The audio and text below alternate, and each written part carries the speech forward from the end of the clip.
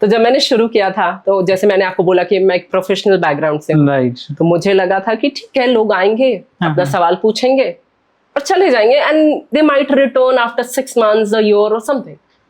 This was my मतलब perception about कि कोई फ्यूचर क्यों जानना चाहेगा। Right. But tarot card reading सिर्फ आपको फ्यूचर नहीं बताता, आपकी एंजाइटी भी दूर करता है। Okay. So people have nowadays like they want to know everything beforehand कि क्या होने वाला है।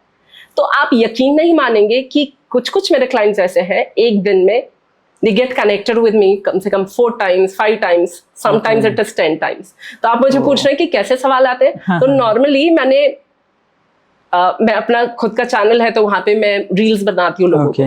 तो मैंने ये चीज देखा या over a period of time महसूस किया कि पैसा तो सब कमा सकता है, जो एक चीज की कमी होती है ना जिंदगी में, दैट इज लव, प्यार, अफेक्शन, केयर। तो मेरे पास जो क्लाइंट्स आते हैं वो लव के लिए ज्यादा, हाँ, मेजरली, क्योंकि आप किसी भी डेजिग्नेशन पे पहुंच जाओ, कुछ भी कर लो लाइफ में, कुछ भी अचीव कर लो, what you need is love.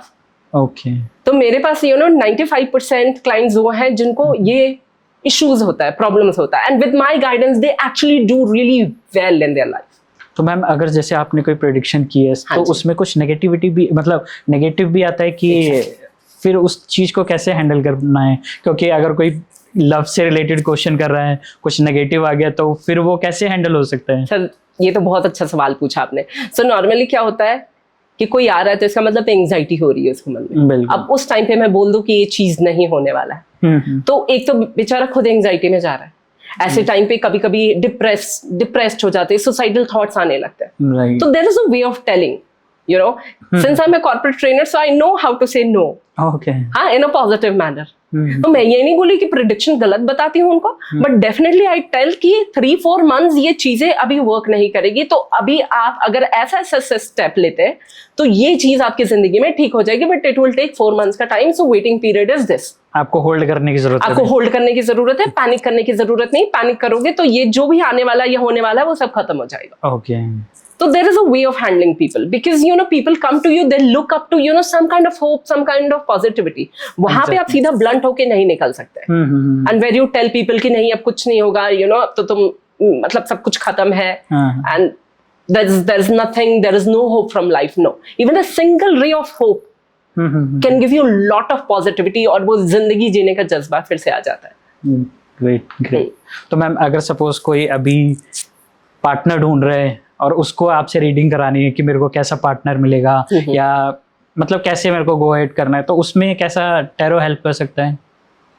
देखिए, पार्टनर कैसा मिलेगा या कैसा होगा वो तो डिपेंड करता है कि आप मेरे से आपका डेट ऑफ बर्थ क्या है, आप टाइमिंग कौन से टाइमिंग पे क्वेश्चन कुछ पूछ रहे हैं, और किस टाइप के क्वेश्चन पूछ रहे हैं। तो अगर मैं कार्ड निकालूंगी, अगर कार्ड मुझे जैसा सजेस्ट करता है कि पार्टनर कैसा होगा, रिच होगा, एवरेज होगा, जॉब करने वाला होगा या नहीं होगा, या खूबसूरत होगा या नहीं होगा, तो जब मुझे बोलते हैं कि खूबसूरत होगा या नहीं होगा, तो मैं सीधा पूछती हूँ आपके खूबसूरती के पैमाने क्या है, मुझे तो सब अच्छा लगता है। राइट, तो it totally depends, but basically लोगों के क्वेश्चन क्या होते हैं कि जिससे मैं प्यार करती हूँ वो भी मेरे से प्यार करता है या नहीं, उनके मन में ऐसी फीलिंग्स है कि नहीं, उनकी एनर्जीज, मतलब आर एनर्जीज अलाइंड, या हम दोनों क्या सेम वाइब शेयर करते हैं, या कनेक्शन हम लोगों का कैसा है।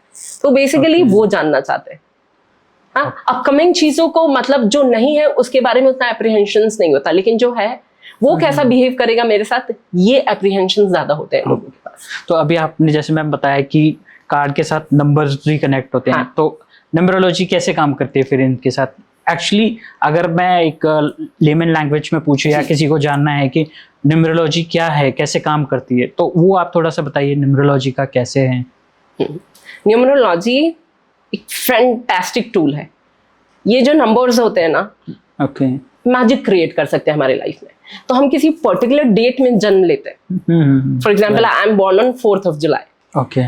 तो ये सारी चीजें ना बहुत मैटर करती है कि मेरी पर्सनालिटी कैसी होगी, मेरा करियर कैसा होगा, मैं क्या क्या चीजें करूंगी अपने लाइफ में, just by looking at numbers. If somebody is a numerology expert, just by looking at the number, मैं ये नहीं बोली full prediction, but they could tell you almost about 70 to 80% of your life. तो जो numbers है ना, जैसे कि 7 दिन, 12 महीने, everything is numbers. The time, it has number. या हमारा जो सेकंड्स होता है, जो टाइम होता है 24 hours 365 days, everything is number, right? 9 planets.